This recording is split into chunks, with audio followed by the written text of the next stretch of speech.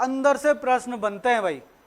पहले तो केवल इतना ही बाहर बाहर से आ जाता था प्रश्न, अब बहुत अंदर से पूछ रहा है ना। परिहार के अंदर से पूछ लेगा, दंड विराम के अंदर से पूछ लेगा, लघुकरण पूछ लेगा, है ना, आपका क्षमादान पूछ लेगा। मतलब है कि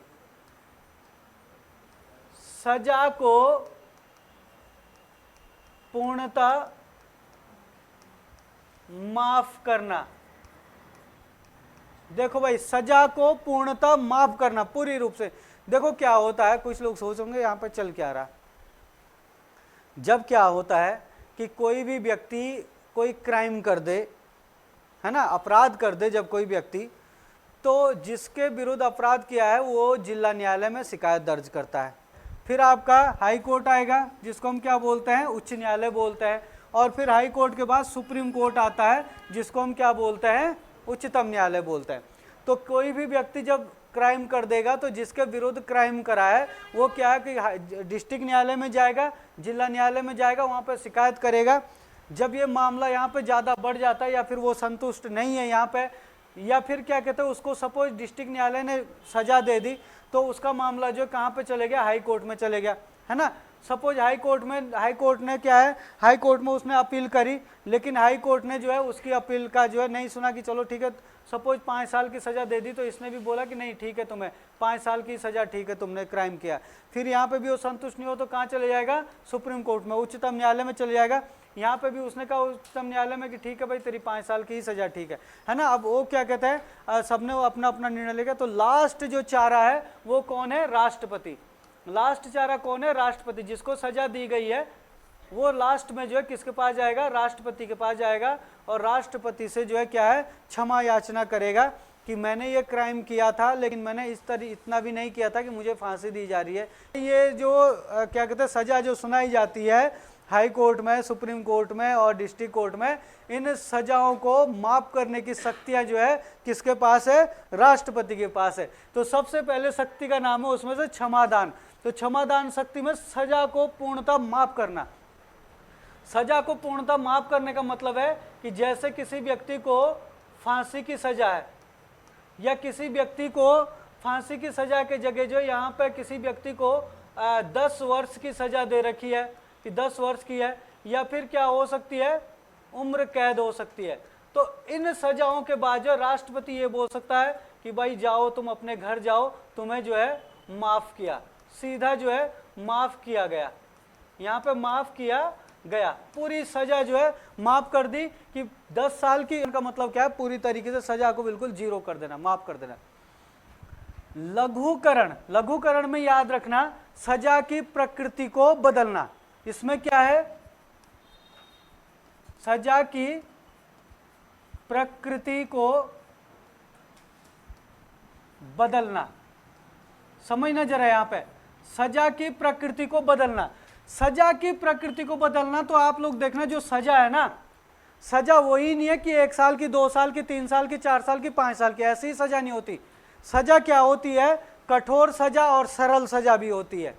मतलब वो जो समय होगा वो तो होगा ही होगा, पर उसके साथ साथ ये भी है कि कठोर सजा दी गई है या सरल सजा दी गई है। देखो यही होती है सजा की प्रकृति।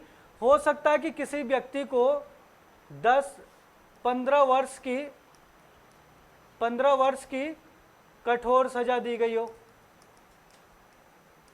ठीक है ना, 12 वर्ष की कठोर सजा दी गई हो,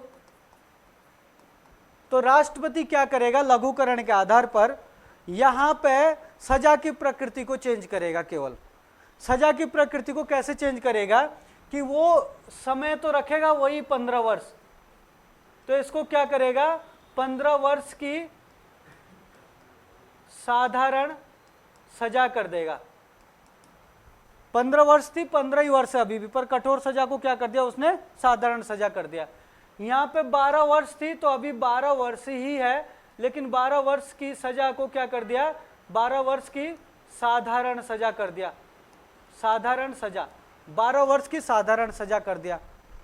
अब यहाँ पे मतलब क्या हुआ कठोर सजा में और साधारण सजा में, ये देखना आप लोग, कठोर सजा और साधारण सजा में अंतर क्या है। कठोर सजा का मतलब है कि जैसे कोई व्यक्ति को कठोर सजा दी जाएगी तो उससे काम क्या करवाया जाएगा वहां पे, जैसे पत्थर तोड़ने का काम करवाया जाएगा, कोई बिल्डिंग बन रही है तो उस बिल्डिंग में मजदूरी का काम कराया जाएगा, कोई पुल बन रहा है उस पुल में जो है क्या है आपका मजदूरी का काम करवाया जाएगा, कोई खतरनाक काम करवाए जाएंगे, बोझा ढोने का काम करवाया जाएगा जिसमें मतलब आदमी के पसीने छूट जाए, ये कठोर सजा हो गई। और साधारण सजा होती है कि जैसे क्या है कि किसी को दे दिया भाई चल तू झाड़ू पोछा मारते रहना, किसी को दे दिया चलो यहाँ पे जो है फूल लगाए गए हैं, नए पेड़ पौधे लगाए गए हैं जेल के अंदर, काम ही है वो भी, तो उस पर जो आप पानी दे देना, बस डेली तराई करनी है, आपने सिंचाई करनी है। या फिर आपके पास बोल रहे आपको सिलाई बुनाई आती है तो आप जो है क्या करोगे, कपड़े सिलो यहाँ पे बैठ के। आप जेल में भी क्या होती है, सैलरी मिलती है ना, तो जेल में सैलरी मिलती है तो भाई चाहे पत्थर तोड़े चाहे तुम वो करो, सैलरी तो एक जैसी मिलेगी। अब क्या है कि आपका कपड़े सिल रहे हो, आप ज़्यादा अच्छे कपड़े सिलोगे, ज़्यादा सिलोगे तो आप ज़्यादा भी अपना पैसा बहुत सारे लोग तो अच्छा खासा पैसा कमा के आते हैं जेल से, जिसके अंदर जो है टैलेंट होता है ना। किसी व्यक्ति की 10 वर्ष की कठोर सजा को राष्ट्रपति 10 वर्ष की साधारण सजा में बदल जाए तो राष्ट्रपति कौन सी शक्ति का प्रयोग करेगा। अब देखो ऐसा प्रश्न आएगा तो कौन सी शक्ति का प्रयोग करेगा, तो आपको ध्यान देना है कि समय नहीं किया चेंज, केवल जो है वो प्रकृति है वो कठोर को साधारण कर दिया उसने, तो इसका मतलब समझ आना है कि लघुकरण हो गया यहाँ पे, है ना, तो लघुकरण की शक्ति का प्रयोग किया है, ठीक है ना, समझ जाएगा ना यहाँ पे। अब देखो परिहार,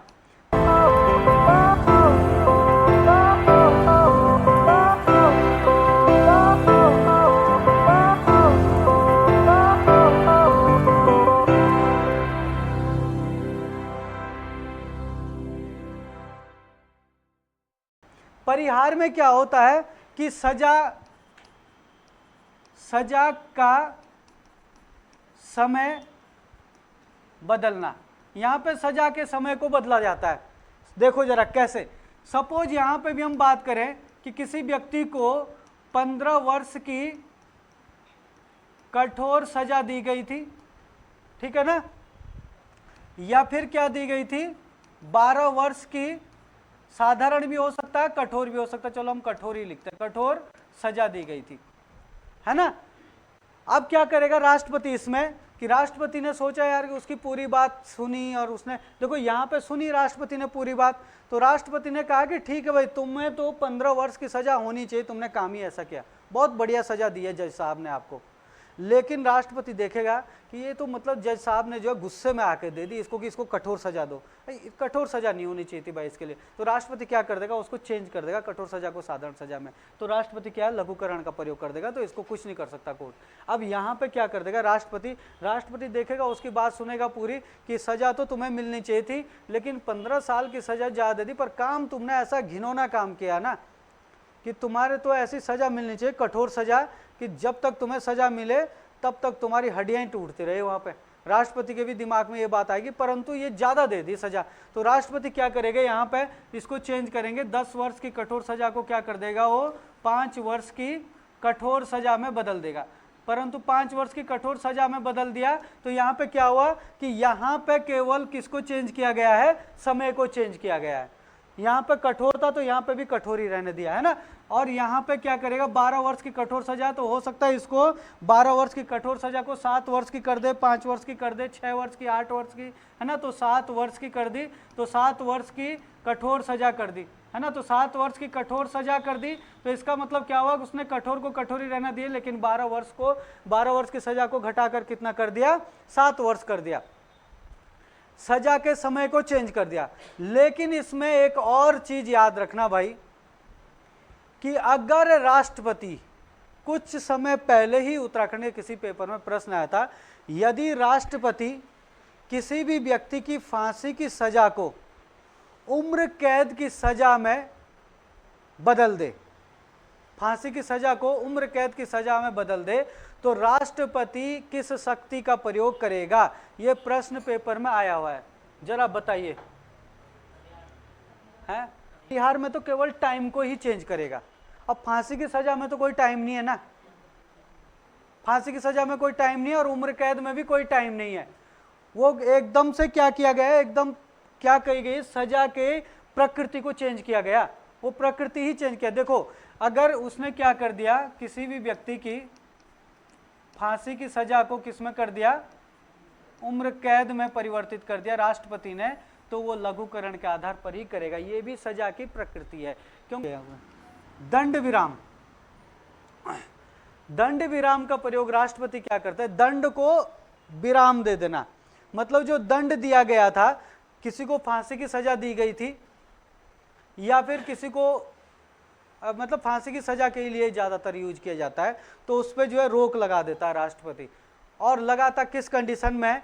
कि जैसे जो है कोई व्यक्ति क्या हो जाए, बीमार हो जाए, है ना, कोई व्यक्ति जेल में बीमार हो जाए, या फिर क्या कहते हैं गर्भवती महिला, गर्भवती महिला, या फिर कोई अचानक से क्या हो जाए, विकलांग हो जाए,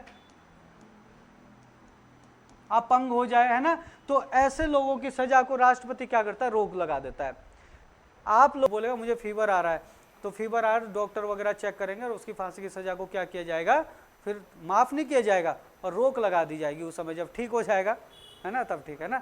अब देखते क्या होता है, बकरा भी बीमार। प्रविलंबन, प्रविलंबन का मतलब होता है कि फांसी की सजा को, यहाँ पे सजा को अस्थायी रूप से रोक देना, अस्थायी रूप से रोक देना। यानी कि यहाँ पे अस्थायी रूप से रोक देना मतलब कि जैसे क्या होता है, कई बार राष्ट्रपति को पता है कि किसी आदमी को उम्र कैद की, किसी आदमी को फांसी की सजा दी गई है और वो जो है 15 तारीख को, अभी 10 तारीख चल रही है और 15 तारीख को मेरे पास आने वाला है क्षमा याचना करने के लिए, मतलब उसका जो है क्या अपॉइंटमेंट फिक्स है। तो राष्ट्रपति क्या करेगा? हो सकता है राष्ट्रपति 10 या 12 तारीख को विदेश यात्रा पर चले जाए या छुट्टी पे चले जाए, तो राष्ट्रपति क्या करता है? एक लेटर छोड़ देता है, वहाँ पे एक ऑर्डर निकाल देता है और उस ऑर्डर के तहत बोलता है कि जब तक मैं वापस ना आऊँ तब तक इसको जो है फांसी ना दी जाए। और वो फांसी पर जो है क्या लगा देगा? अस्थायी रूप से फांसी पर क्या लगा देगा? रोक। जब वो क्या किया है? जब राष्ट्रपति क्या है? अनुपस्थित हो, अनुपस्थित हो, तो तब तक जो उसको फांसी नहीं होगी जब तक राष्ट्रपति वापस ना आ जाए। फिर राष्ट्रपति ही निर्णय लेंगे कि इसकी रोकनी या नहीं।